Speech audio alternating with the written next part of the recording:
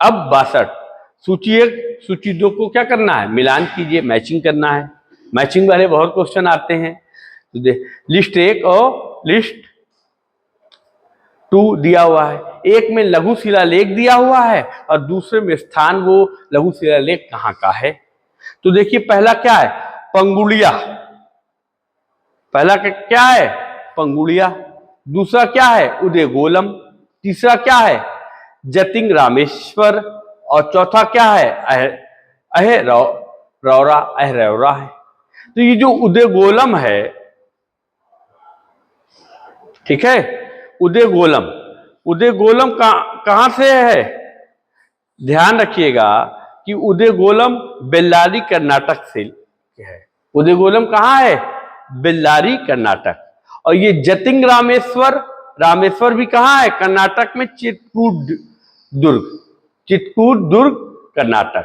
तो बी का जो है 1 है और सी का क्या है, सी का 2 है, सी का 2 है।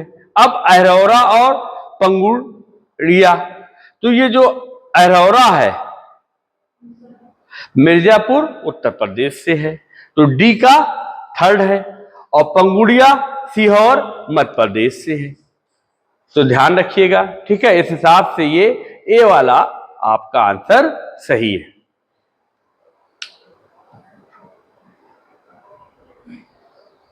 अब 63, किसके भाषण के साथ ब्रांडीची या बाटली ब्रांडी की बोतल फिल्म 1939 का आरंभ होता है। देखिए फिल्म पे बड़े क्वेश्चन आ रहे हैं, तो थोड़ा आपको फिल्म से रिलेटेड चीजों को देखना भी पड़ेगा और जो क्वेश्चन आए हैं उसको उससे संबंधित जानकारी भी आपको होनी चाहिए।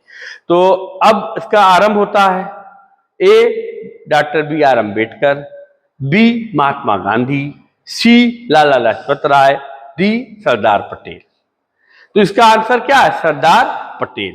देखिए जो फिल्म से क्वेश्चन अब तक आ रहे हैं, तो ध्यान रखिए फिल्म से आने वाले क्वेश्चन क्या हैं, जो भारतीय स्वतंत्रता संग्राम से रिलेटेड वाली फिल्में हैं, जो आजादी से पहले के समय में और आजादी के आसपास के समय में जो फिल्में बनी, उनसे रिलेटेड क्वेश्चन ज्यादा है।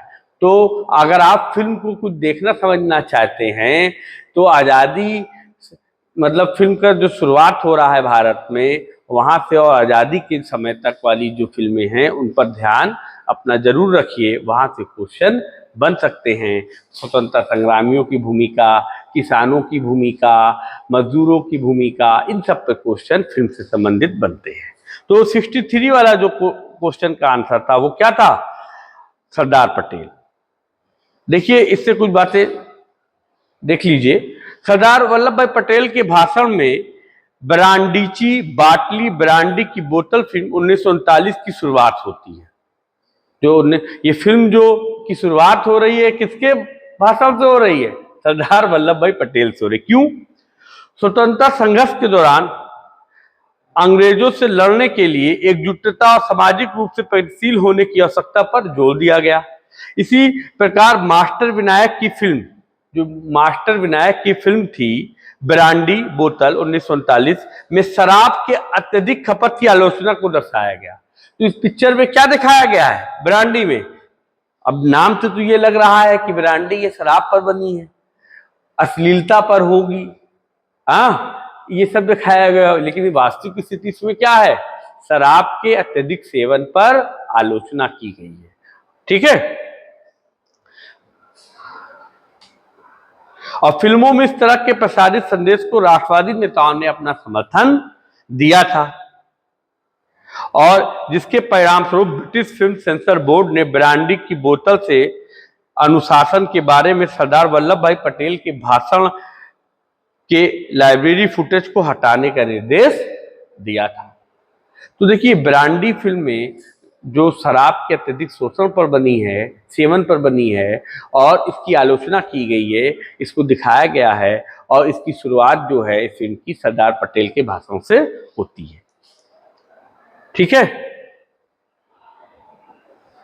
नेक्स्ट 64, निम्नलिखित में से कौन सा सही नहीं है। सीता बर्डी का युद्ध अंग्रेजों और अप्पा साहब भोसले की सेनाओं के बीच लड़ा गया था। ये बात सही है, ये कथन सही है। बी, पेशवा बाजीराव द्वितीय ने पूना की संधि पर हस्ताक्षर किया था, तो पूना की संधि पर इन्होंने हस्ताक्षर किया था, ये भी सही है। सी, दौलत राव सिंधिया ने अंग्रेजों के साथ ग्वालियर की संधि की थी, तो दौलत राव सिंधिया ने अंग्रेजों के साथ ग्वालियर की संधि की थी, ये भी सही है। देखिए, मराठा प्रशासन और पेशवा से क्वेश्चन जरूर आता है, बहुत इंपॉर्टेंट टॉपिक है। डी, जनरल स्मिथ के नेतृत्व वाली अंग्रेजी सेना ने लसवारी के युद्ध में बापू गोखले को पराजित किया था, तो ये डी वाला गलत है। ये जनरल स्मिथ के नेतृत्व वाली सेना नहीं थी। किसकी? लॉर्ड लेक के नेतृत्व वाली सेना थी। किसके नेतृत्व में सेना थी? लॉर्ड लेक के नेतृत्व वाली सेना थी। और इस लसवारी के युद्ध में बापू गोखले को पराजित नहीं किया था, सिंधिया को पराजित किया था। किसको पराजित किया था? सिंधिया को पराजित किया था। तो डी गलत है, बाकी सही है। अब कुछ महत्वपूर्ण बातें मराठा प्रशासन और मराठा युद्ध से संबंधित है, जो अक्सर एग्जाम में आता है, आप ध्यान रखिएगा। वो ये कि जो तीसरा अंग मराठा युद्ध है 1817 से 18 के बीच हो रहा, थर्ड अंग मराठा युद्ध 1817 से 1800 के बीच हो रहा, क्योंकि अक्सर मिलान क्रम में दे देता ना, कई युद्ध दे देता, और तो ध्यान रखिएगा कि 1817-18 में हो रहा है। अब किसके बीच हो रहा है? तृतीय अंग मराठा युद्ध पेशवा बाजीराव द्वितीय और अंग्रेजों के बीच हो रहा है। पेशवा बाजीराव द्वितीय और अंग्रेजों के बीच हो रहा है। अब पूना की संधि कब हो रही है? पूना की जो संधि है वो 13 जून 1917 को हो रही है। पूना की संधि, ट्रीटी ऑफ पूना, अक्सर पूछा जाता है, ये 13 जून 1817 को हो रही है। गलत लिखा है, 1817 को हो रही है, सही कर लीजिए, 13 जून 1817 को हो रही है। किसके बीच? अंग्रेज और पेशवा बाजीराव द्वितीय के बीच हो रही है। और जिसके तहत क्या कर दिया गया? पूना की संधि की सबसे बड़ी खास बात, मराठा संघ को समाप्त कर दिया गया। मराठा संघ को समाप्त कर दिया गया। तो ध्यान रखिएगा कि पूना की संधि के द्वारा मराठा संघ को समाप्त कर दिया जा रहा है।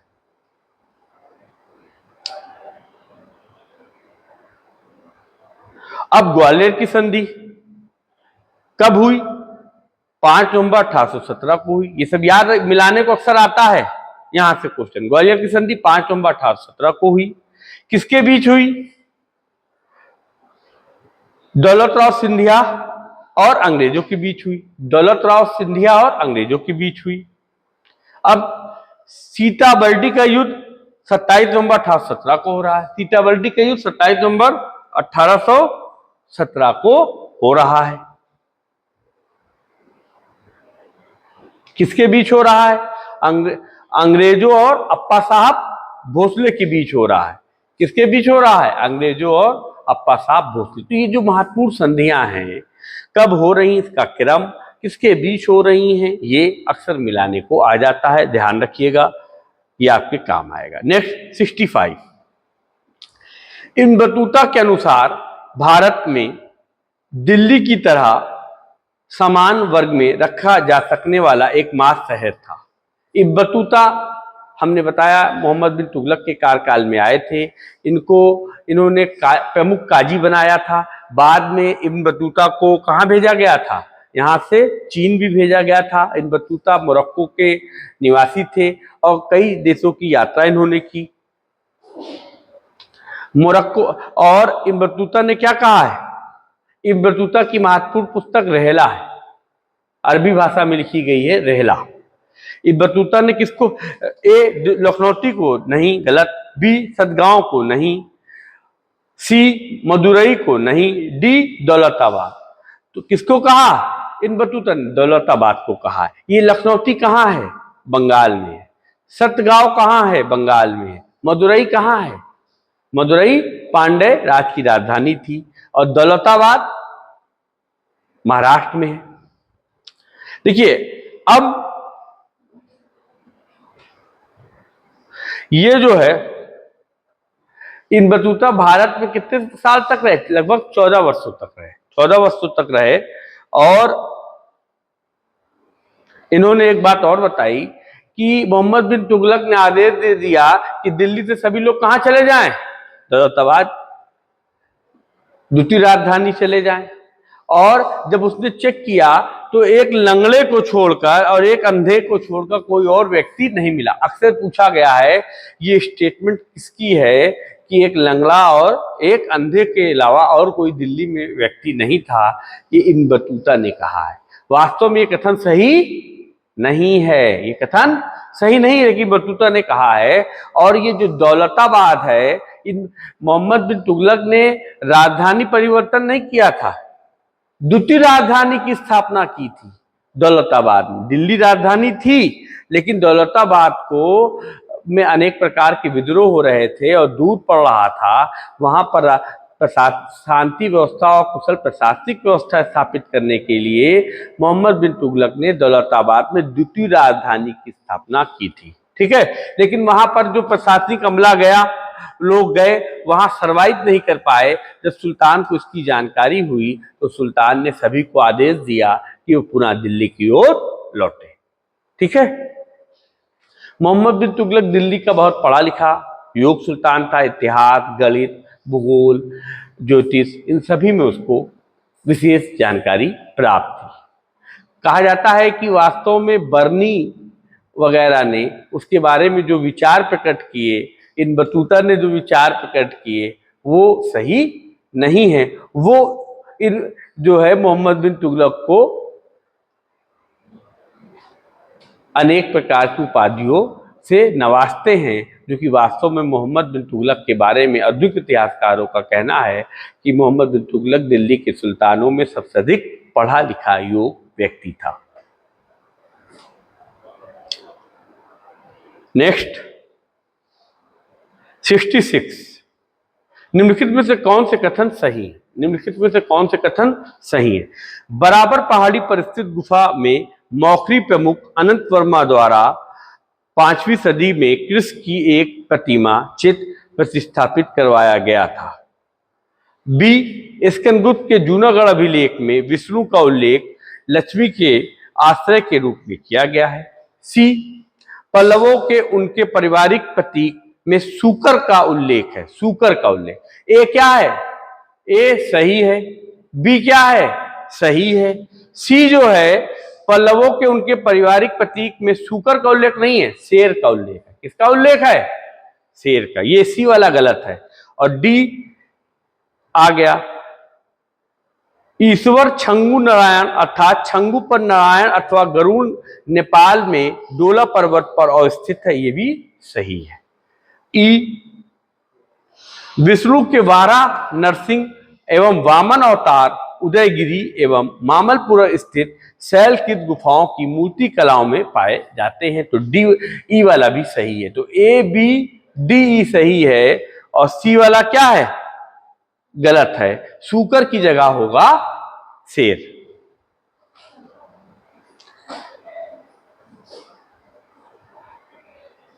देखिए, कुछ महत्वपूर्ण बातें जानकारी और ले लीजिए कि ये जो बराबर की पहाड़ी है, बराबर की गुफा, ये बिहार के गया जिले में पाई जाती है। ठीक है, और यहां पर मौर्य काल की बनी 7 गुफाएं, मौर्य काल की बनी 7 गुफाएं बराबर की पहाड़ी से हमें मिलती है।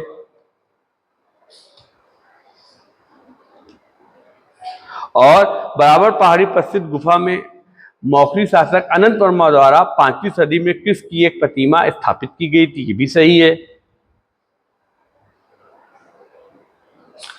और स्कंदगुप्त के लक्ष्मी प्रकार के स्वर्ण के सिक्कों पर लक्ष्मी राजा को कोई वस्तु प्रदान करते हुए चित्रित किया गया। अक्सर पूछा जाता है कि किसके सिक्के, स्वर्ण सिक्के लक्ष्मी प्रकार के हैं, तो स्कंदगुप्त के सिक्के। अकबर के भी सिक्कों को भी कहा जाता है। ठीक है, एक तरफ लक्ष्मी, एक तरफ अकबर की जो है, उसमें अकबर सुल्तान मुगल बादशाह का चित्र और एक तरफ लक्ष्मी के चित्र वाले सिक्के अकबर के थे। तो ये लक्ष्मी के सिक्के जो है ये स्कंदगुप्त के समय के, ये भी ध्यान रखिएगा, अक्सर पूछा जाता है। और ठीक है, फिर अब आगे 67, अमीर खुसरो, जियाउद्दीन बर्नी, रफीउद्दीन और ईसानी। अमीर खुसरो, सूची 1 सूची 2 को मिलाना है किताब का नाम एक तरफ है और दूसरी तरफ क्या है, राइटर का नाम है। तो फुतूह सलातीन इसामी की रचना है, फुतूह सलातीन इसामी की रचना है। डी का 1, इस हिसाब से देखिए डी का 1 2 जगह दिया हुआ है। चलिए फिर अब आइए, अमीर खुसरो की तुगलकनामा किसकी रचना है, अमीर खुसरो की है। ए का थर्ड हो जाएगा, ए का थर्ड हो जाएगा। अब जियाउद्दीन बन्नी, जियाउद्दीन बन्नी की जो पुस्तक है ये बी का सेकंड, सनाए मोहम्मदी, सनाए मोहम्मदी, सनाए मोहम्मदी जियाउद्दीन बन्नी की है।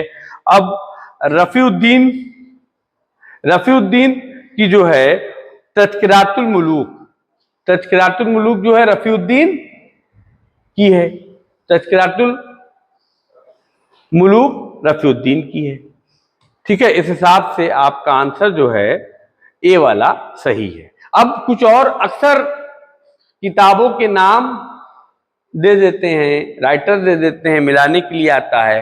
ज्यादातर हम लोग जानते हैं बर्नी के बारे में दो बड़ी पुस्तक बर्नी की, बर्नी की 2 बड़ी पुस्तक है, एक तारीख फिरोजशाही और दूसरा फतवा एजाज़दारी। इसके अलावा भी बर्नी ने और किताबें लिखी हैं, सनाए मोहम्मदी और हसरतनामा, हसरतनामा और सनाए मोहम्मदी जियाउद्दीन बन्नी की है, ध्यान रखिएगा। और अमीर खुसरो तुगलकनामा तो है ही है, नूर सिपेहर और आसिका, नूर सिपेहर और आसिका भी तुगलक जो है अमीर खुसरो की है। और इसामी ने फुतूह सलातीन जो लिखा था किसको समर्पित किया था, अलाउद्दीन बहमन शाह को, अलाउद्दीन बहमन शाह को समर्पित किया था, ध्यान रखिएगा। 68 कथन और इस कथन वाले क्वेश्चन हैं। कथन 1, पूर्वी साम्राज्यों में से सर्वाधिक महत्वपूर्ण शक्तियां जिन्होंने गुप्त शासकों की अधीनता स्वीकार कर लिया वे समतट और कामरूप थे, समतट और कामरूप थे, ये सही है। कथन 2, वे जनजाति राज जिन्होंने गुप्त शासकों साम्राज्य के प्रति सम्मान व्यक्त किया वे मालवा, अर्जुनायन, योधे, मदराक, आभीर और काकस थे। तो ये दोनों कथन क्या है, दोनों कथन सही है, दोनों कथन सही है। देखिए चंद्रगुप्त मौर्य के पश्चात उसका सबसे योग्य पुत्र समुद्रगुप्त जो है सुल्तान बन रहा, समुद्रगुप्त शासक बन रहा है। और समुद्रगुप्त के समय गुप्त साम्राज्य का सर्वाधिक विस्तार हुआ था। अक्सर ये पूछा जाता है और पूछा जाता है कि गुप्त साम्राज्य का विस्तार सर्वाधिक किसके समय में हुआ था, तो समुद्रगुप्त के समय में हुआ था। और इसकी जानकारी किससे मिलती है, प्रयाग प्रशस्ति और स्वर्ण मुद्राओं से मिलती है। प्रयाग प्रशस्ति से क्यों मिलती है, क्योंकि ये प्रयाग प्रशस्ति किसकी है, समुद्रगुप्त की ही थी। और समुद्रगुप्त के पूर्वी साम्राज्यों में सर्वाधिक महत्वपूर्ण शक्तियां कामरूप थी। कामरूप जो है, जो वर्तमान असम का केंद्रीय भाग है उसे कामरूप कहा जाता है। ठीक है, समतट है, दवाक है, ये सब पे अधीनता, अपनी अधीनता स्वीकार की थी। ठीक, अब 69, किसी नई संस्कृति को समझने एवं उसके अपनाने हेतु साम्राज्यिक सभ्यता में विविध प्रकार के वर्णित लोगों से प्राप्त हुए बहुत से योगदानों को समाविष्ट किया जा सकता है। ये कथन किसका है, किसी नई संस्कृति को समझने और उसको अपनाने हेतु साम्राज्यिक सभ्यता में विविध प्रकार के वर्णित लोगों के प्राप्त हुए बहुत से योगदानों को समाविष्ट किया जा सकता है। A Francis Fukuyama, B A K. Coomaraswamy, Joseph S ने और डी युवाल नो हरारी। तो हरारी जो है इसका सही आंसर है, हरारी, युवाल नो हरारी। अब युवाल नो हरारी थे कौन, इनका जन्म इजराइल में हुआ था 1976 में। युवाल नो हरारी इजराइल के इतिहासकार थे और वहां पर ये हिब्रू यूनिवर्सिटी में प्रोफेसर थे। ठीक है, यरूशलेम के हिब्रू यूनिवर्सिटी में ये प्रोफेसर थे, इन्होंने ये कथन कहा है। और इन्होंने एक बात और कही है, ध्यान रखिएगा कि नैतिक संहिताओं के सभी सिद्धांत, नैतिक संहिताओं के सभी सिद्धांत कहानियां और मिथक हैं। नैतिक, ये ध्यान रखिएगा, ये बन सकता है क्वेश्चन कि किसने कहा है नैतिक संहिताओं के सभी सिद्धांत केवल कहानियां और मिथक हैं, जिसमें मानव अधिकारों का समकालीन नैतिक ढांचा भी शामिल है। ये युवाल नोह हरारी का कथन है, याद रखिएगा। 70 नंबर क्वेश्चन 70, चित्रित धूसर मितभान के बारे में निम्नलिखित में से कौन से कथन सही है? पीजीडब्ल्यू की पहचान, पीजीडब्ल्यू चित्रित धूसर मितभान की पहचान ए तारम सर्वप्रथम 1940 के दशक में ऐच्छिक बरेली जिले से हुई, ऐच्छिक बरेली जिले से हुई। ये बात सही है, ये क्या है? सही है। बी, इसे उड़ीसा के तटीय क्षेत्र में स्थित स्थल थापली और पुरोला के स्थलों से भी पाया गया है। उड़ीसा के इस स्थल से नहीं पाया गया है। बी क्या है? गलत है। अब सी स्टेटमेंट क्या है? 1980 के दशक में माखनलाल द्वारा कानपुर जिले में किए गए अध्ययन ने पीजीडब्ल्यू स्थलीय एवं उनके अधिवास प्रतिरूपों को प्रकाश में लाया। तो ये भी सी क्या है? सही है। अब डी, नागदा पीजीडब्ल्यू के पर्याय तरीके से विकसित आदनगरी अथवा अधनगरी अवस्था का प्रतिनिधित्व करता है। तो नागरा ये आद और अधनगरी का प्रतिनिधित्व नहीं करता है। नागरा किसका प्रतिनिधित्व करता है? ताम प्रसारिक संस्कृति का। नागदा किसका प्रतिनिधित्व करता है? ताम प्रसारिक संस्कृति का प्रतिनिधित्व करता है। इसलिए आपका डी वाला क्या है? गलत है। तो ए और सी सही है, बी और डी गलत है। ई वाला आलमगीरपुर, कामकिल्नो, भगवानपुरा एवं हस्तिनापुर से पीजीडब्ल्यू भौतिक संस्कृति के साक्ष्य पाए जाते हैं। तो ये क्या है? ई वाला सही है। तो इसमें कौन कौन सा सही है? इसमें जो है ए सी ई सही है, बी और डी गलत है। बी डी क्या है? गलत है। देखिए, चित्रित धूसर मितभान जो है पीजीडब्ल्यू की जो खोज है वो सर्वप्रथम बीबी लाल ने की थी। किसने की थी? बीबी लाल ने की थी।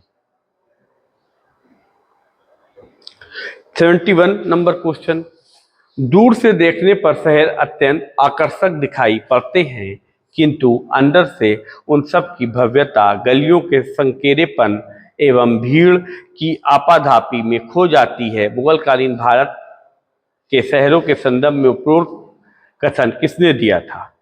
तो ए बी सी डी दिया हुआ है, father Monserrate, B sir Thomas Roe, C Peter Mundy, D Tavernier. तो ये कथन मोंसरेट का है। ये अकबर के समय में आए थे। ठीक है, फादर मोंसरेट अकबर के समय में आए थे।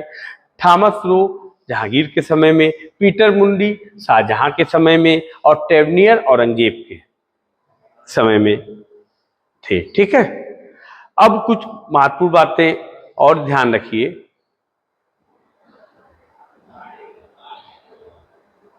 ये जो फादर एंटोनियो दे मोंसरेट थे, इनका पूरा नाम फादर एंटोनियो दे मोंसरेट, ये जेसुइट मिशन से संबंधित, किस मिशन से थे? दे देता है कौन जेसुइट मिशन से संबंधित था, 4 नाम दे देगा। ठीक है, तो फादर मोंसरेट जो थे वे जेसुइट मिशन से संबंधित थे, मिशनरी से। और फादर मोंसरेट का जो विवरण है उनकी गोवा से फतेहपुर सीकरी की यात्रा से पता चलता है। गोवा में आए, फिर फतेहपुर सीकरी में आए और फिर मुगल दरबार में उनके निवास प्रत्यक्षदर्शी बखान किया। मुगल दरबार में मोंसरेट क्या रहते थे और इन्होंने जो पूछा था किसने प्रत्यक्षदर्शी बखान किया, तो प्रत्यक्षदर्शी बखान में मोंसरेट का नाम लिया जाता है। और ये भारत के शहरों का जीवंत वर्णन, भारत के शहरों का जीवन वर्णन उपलब्ध कराते हैं। अब ये जो थॉमस रो हमने बता दिया जहांगीर के शासनकाल में आए थे, ठीक है। पीटर मुंडी शाहजहां के शासनकाल में आए थे। पीटर मुंडी इटली के रहने वाले थे। टर्नियर फ्रांसीसी यात्री था। टर्नियर क्या था? फ्रांसीसी यात्री था। और ये भारत में 6 बार यात्रा किया। इसने भारत में कई बार यात्रा की थी? 6 बार की यात्रा की थी। यहीं पे हम लोग रोकते हैं और नेक्स्ट आगे होगा।